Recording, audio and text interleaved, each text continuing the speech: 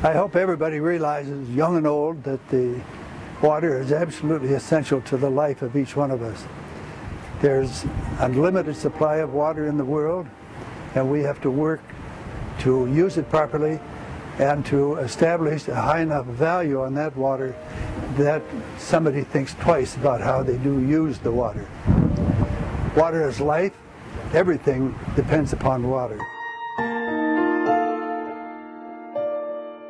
Water here for us in Minnesota has profound importance, and shockingly, there are so many things we don't know about it.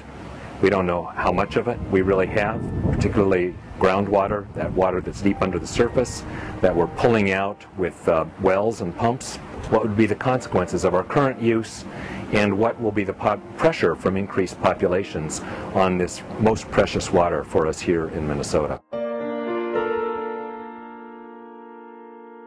Minnesota groundwater, it's a term that comes off the tongue quite easily, and yet it's one that, when we actually start to explore it, is actually very complicated. We know that the entire state has groundwater, meaning water underground that can be pumped up for any number of different purposes. We know that that water gets recharged every year with rainfall and snow melt. But we don't know right now, number one, is how much groundwater is anywhere in any one location in the state. One of the issues that we're trying to address in our work here is to actually characterize the groundwater of Minnesota in such a way as to know how much, what's the quality, how fast can we use it so that when we do use it, we don't use it up, and four, how can we best protect it so it's there not just for us but for our next generation.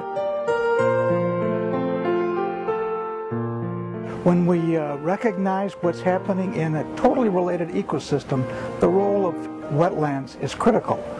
Unfortunately, in Minnesota, we've drained or filled half of the wetlands statewide. Water that falls and remains on the land for a period of time in a wetland is water that's not running off right away and exacerbating our flood problems. And wetlands also serve as a critical natural ecosystem in and of themselves. We've inventoried less than 1 out of every 5 lake or river in the state, and what we know is that of the resources that we have inventoried, almost 40% of those water bodies are polluted in some way, shape, or form to the point where they're not meeting federal water quality standards. Water is really essential to so many facets of what we value as Minnesotans. So we want to urge everybody to appreciate the value of water, both the quantity and the quality of it, but also that it has to establish a good value and that the water is properly used.